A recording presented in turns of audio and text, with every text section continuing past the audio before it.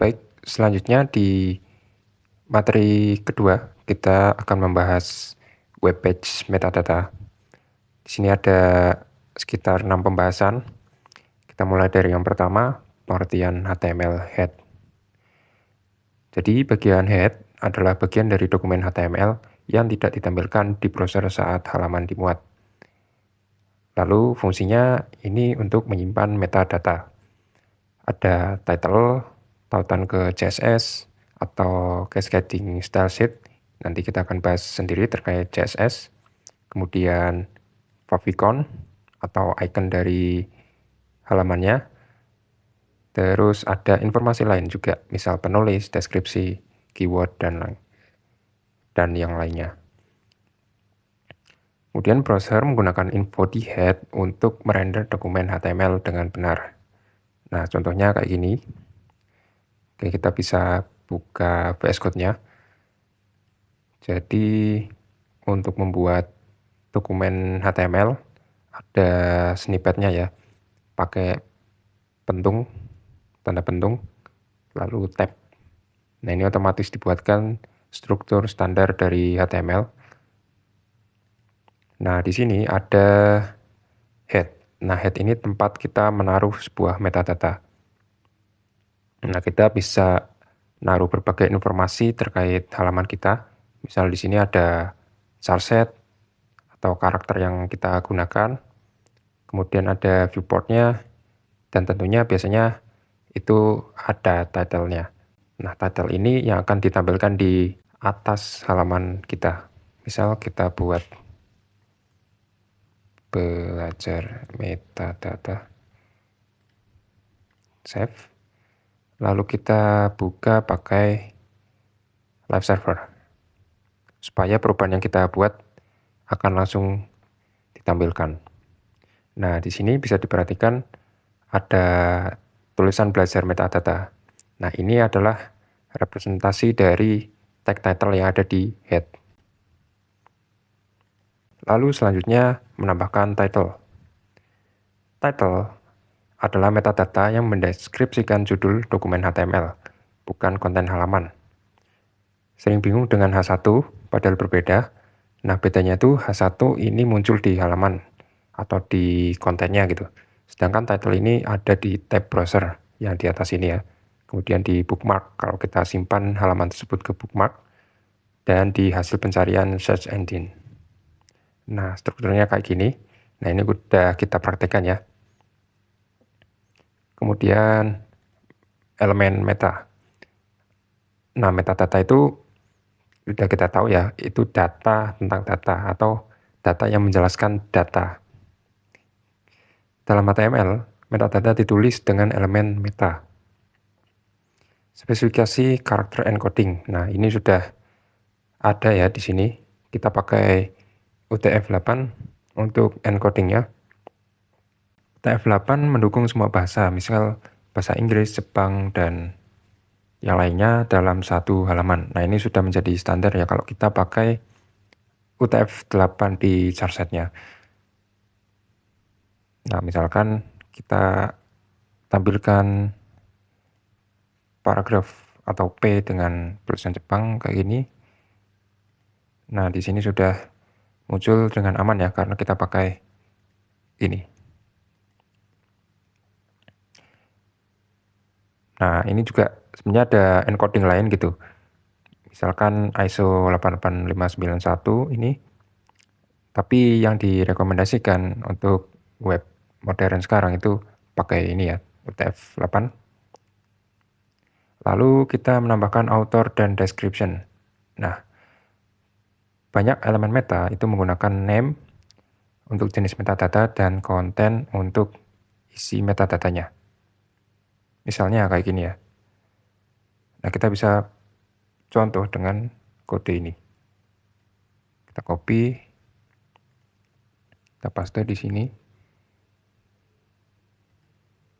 Nah, kalau kita lihat di sini, itu tidak ada apa-apa ya. Karena ini akan ditampilkan itu biasanya di mesin pencari atau search engine.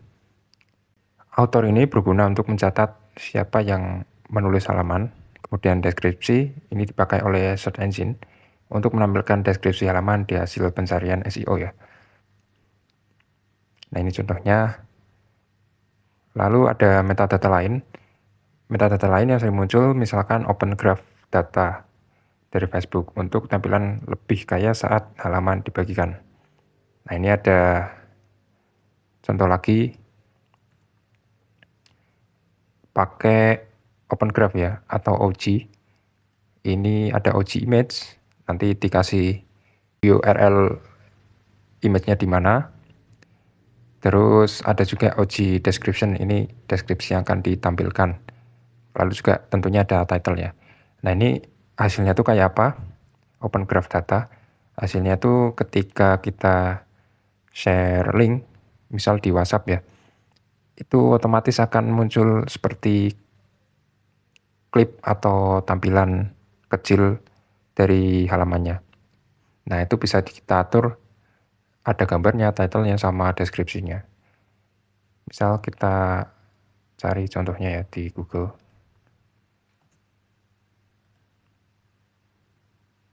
Nah, misal kayak gini deh. Kalau kita share link, itu otomatis akan dibuatkan gambar, lalu ada titelnya sama deskripsinya kayak gini. Nah, ini fungsi dari metadata yang open graph data. Lalu ke selanjutnya, menambahkan custom icon ke situs. Nah, kalau kita perhatikan file kita di sini, ini iconnya belum ada ya. Hanya title yang berhasil kita berubah. Lalu selanjutnya kita akan mengubah favicon-nya atau iconnya.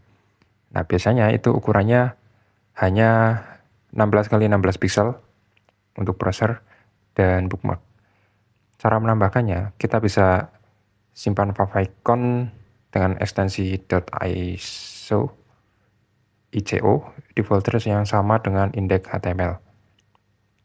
Jadi misal kita pakai file di lokal itu bisa kita taruh di setara dengan index.html kita ya. Nah, contoh lainnya juga untuk perangkat Apple nih. Dia ada link khususnya supaya menyesuaikan dengan device Apple ya. Tapi kalau misal nggak mau ribet ya satu aja udah bisa sih. Oke, kita contohkan ya, misal cari icon bebas nih. Icon HTML saja ya.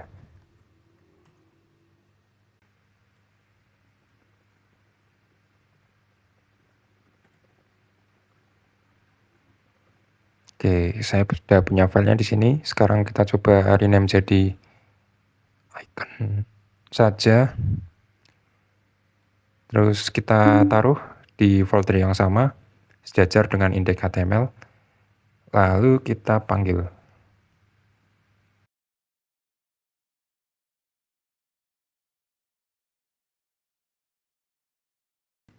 Kita coba ganti ke icon.png. Nah, kalau kalian perhatikan di atas ini udah berubah ya iconnya. Nah, ini formatnya sebenarnya nggak harus ICO juga, pakai PNG juga bisa.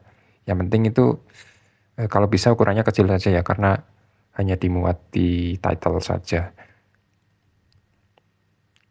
Selanjutnya menggunakan CSS dan JavaScript di HTML. Hampir semua website modern itu memakai CSS untuk tampilannya dan JavaScript untuk interaktivitasnya. Nanti kita akan bahas satu-satu terkait masing-masing ini secara lebih dalam. Tapi di sini kita akan jelaskan secara singkat tentang CSS yang fungsinya untuk styling dari halaman kita. Nah, kita bisa gunakan link di head seperti ini. Ini itu untuk mengaitkan file HTML kita dengan file CSS. Kalau kita pakai CSS yang terpisah ya. Kita bisa pakai ini, taruh di bagian head. Nah, ini arahkan ke file CSS kita yang ref ini. Nanti kita bahas secara sendiri saja terkait ini. Jadi saya jelaskan saja di sini kalau di head ini kita bisa mengaitkan ke file lain seperti file CSS, kemudian JavaScript, pakai TypeScript seperti ini. Nah, di sini juga ada diver ini untuk memastikan JavaScript ini dijalankan setelah semua HTML dimuat.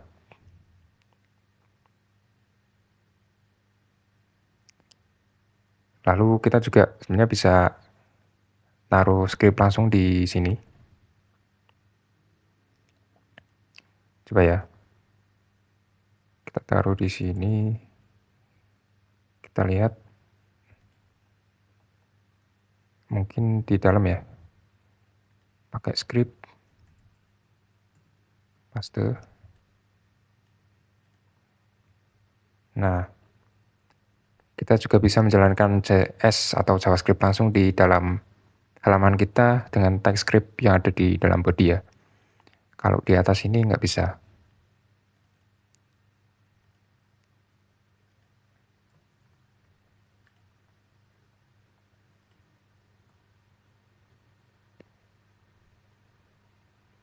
Kalau di atas ini untuk mengaitkan file JS ke file eksternal ya biasanya.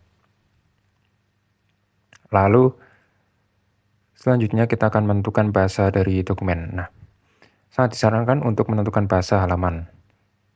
Pakai atribut length di HTML. Nah, kalau kita lihat di tag HTML ini ada atribut length. Selain atribut length ini juga ada banyak atribut yang lain ya. Nah, kita fokus ke length. Saya disarankan ini untuk menentukan bahasanya. Nah, ini biasanya pakai kode bahasa gini ya. Ada N. Kalau misal Indonesia itu bisa pakai ID.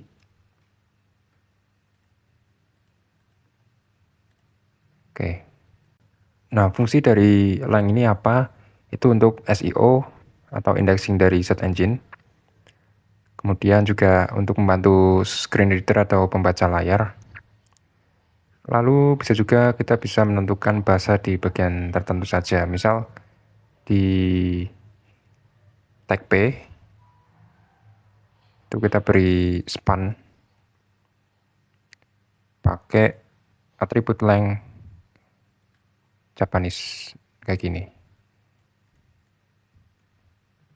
Kalau misal kita buka halamannya, sebenarnya nggak ada apa-apa ya Kak, secara tampilan, tapi ini bisa sangat membantu kalau kita pakai screen reader dan tentunya untuk SEO atau search engine optimization.